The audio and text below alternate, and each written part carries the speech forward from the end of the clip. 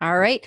I'm excited to have as our special guest today with our key takeaways, Joe Mecca from our sponsor, Coastal Credit Union. I've been working with Joe for a few years now. We've done some cool collaborations. He's always been helpful with having better options with banking, tips on saving money, and making real progress with your money goals. Joe, thank you for joining me today. No, thanks for having me. It's always great to drop back in and see what's going on in the world of family finance. Yeah, and a lot of families, they want to manage their money wisely. At the same time, they need easy solutions that work for them. So that's why I wanted to talk with you. And I know you, Joe, are a saver. You're really good with that. So I kind of want to pick your I've been brain. called worse. Well, I'm glad you're working at Coastal. We need people like you working at the credit union.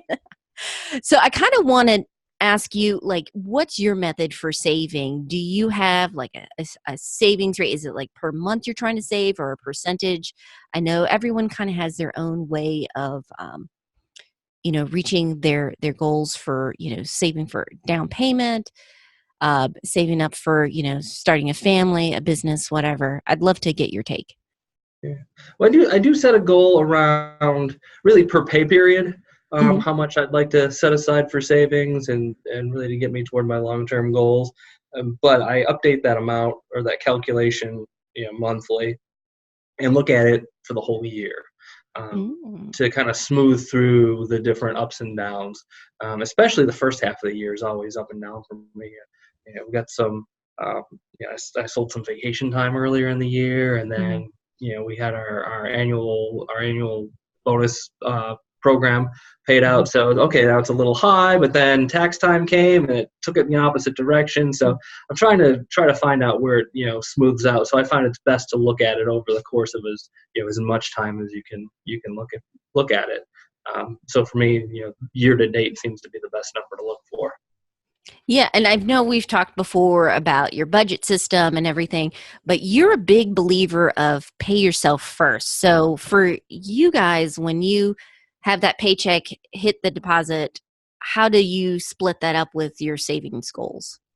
Okay, so the first thing I want to do is I want to take advantage of you know all of the tax advantage programs that are Mhm. available to me, especially if they're employer based. So I contribute to my 401k, and I try to do that before anything else. And fortunately, I've reached the point in my career where now I can max out my 401k contribution. It took me Nice. took me years and years and years to get there, just doing percent increases each year. Hmm. But now max out that 401k contribution, and that takes advantage of the matching that my employer provides as well. So that goes into that. I also contribute to our HSA account. We have a high deductible health plan that enables me to contribute to a health savings account. So I make sure that the most I can contribute to my health savings account automatically comes on my paycheck, goes to that health savings account. I do set aside money out of my checking account that goes into a Roth IRA, and Hmm. I try to max that out as well.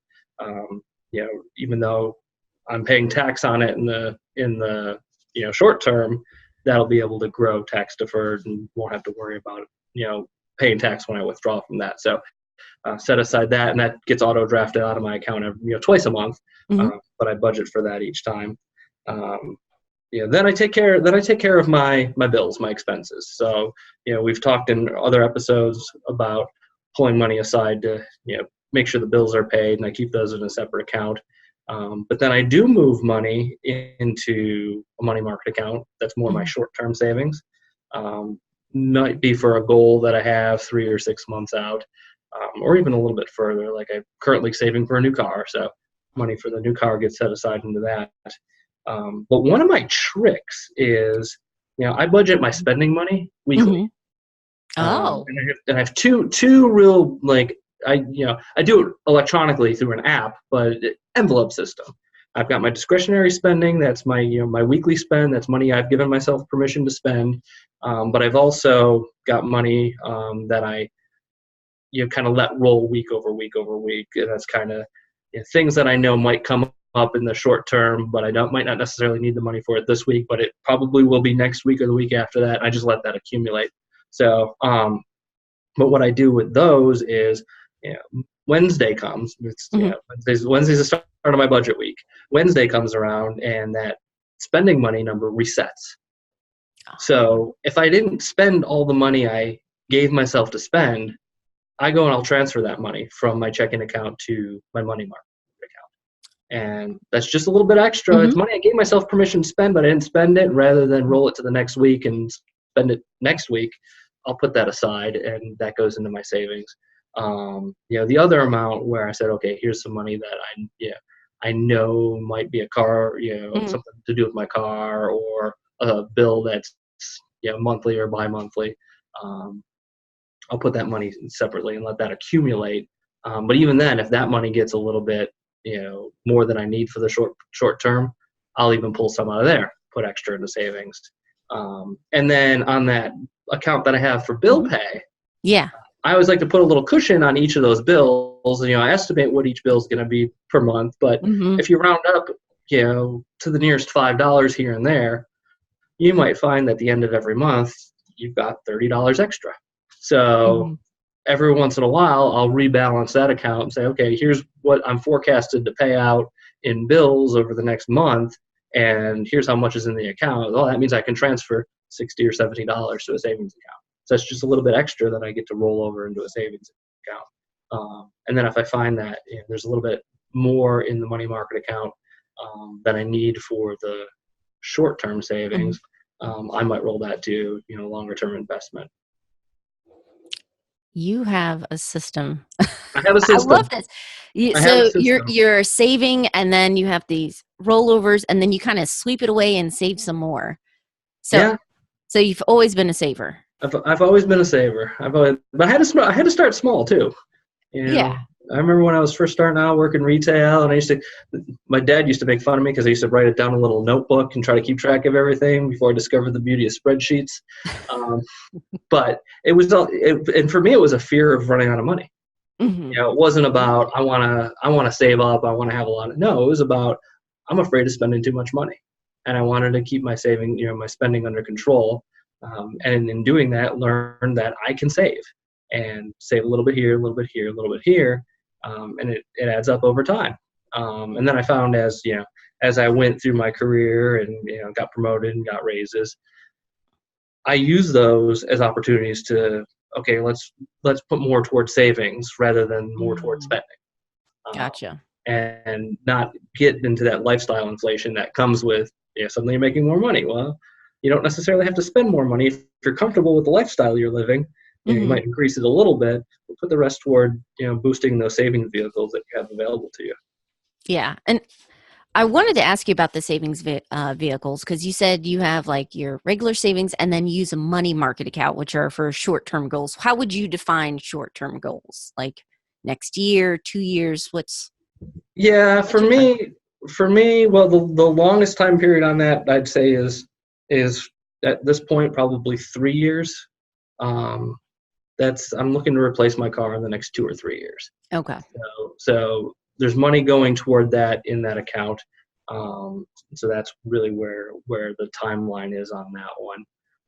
I do put some money aside for things I might spend money on in like 3 to 6 months. Hmm. Uh, and then I've got, my emergency fund is in there as well because you want that accessible to you. So I don't want to put a timeline on my emergency fund. I just want to keep it there and make sure it's there and available to me. But if there ends up being a little bit of excess, then I realize that, okay, now I can start putting money aside for 3, 5, 10 years out. So that's where I'll look toward, maybe more of an investment account. Yeah, that makes total sense. And I just think it's important to make that distinction, because sometimes you'll see when you're trying to figure out where's the best place to put my money. Should I put it in savings? Is a money market account going to be the best option? But again, considering like the timeline that you're saving up for can make a difference. Uh, I know you're our sponsor, representing our sponsor, Coastal. One thing I love about Coastal is that they have really competitive rates. I've noticed, I'm not going to mention names. We were with the bigger bank, and we had been them for years. And you can just, it was like a fraction of a percentage point, and it's so small. And I remember, I don't even want to say, it was like getting pennies on the dollar with savings. And of course, like things with your emergency fund, the focus is like access again, having it. You don't have to have a competitive rate, but if you do, it's always a nice option. So I'd love to ask you, if someone wants to save more, maybe they want to move their money, actually earn a little extra with their savings, where can they find out more information from Coastal about that? Well, if somebody's not already a member, I always recommend that they visit bankbetter.org. It's a website that we have set up to really introduce people to Coastal. Gives you a quick look at some of the products and services that we have to offer, what we stand for as a company, the purpose that we serve.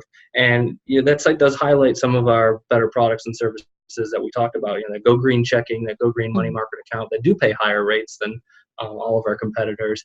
And those are great ways to have your short-term savings set aside. You're going to earn a little bit of a dividend on all your deposits there, and they're great accounts with no or low fees. So it's a great way to accumulate a little bit of savings. Yeah, exactly. I definitely feel like whoever you bank with, it should definitely be someone who's a partner that helps you grow your wealth, not nickel and dime you with fees. Absolutely, and that's our goal. We're on to help people live better lives, and the way we can do that is by helping them with better banking. Well, thanks so much, Joe. I appreciate you always have some great tips. Thank you. Thanks. Glad to be here.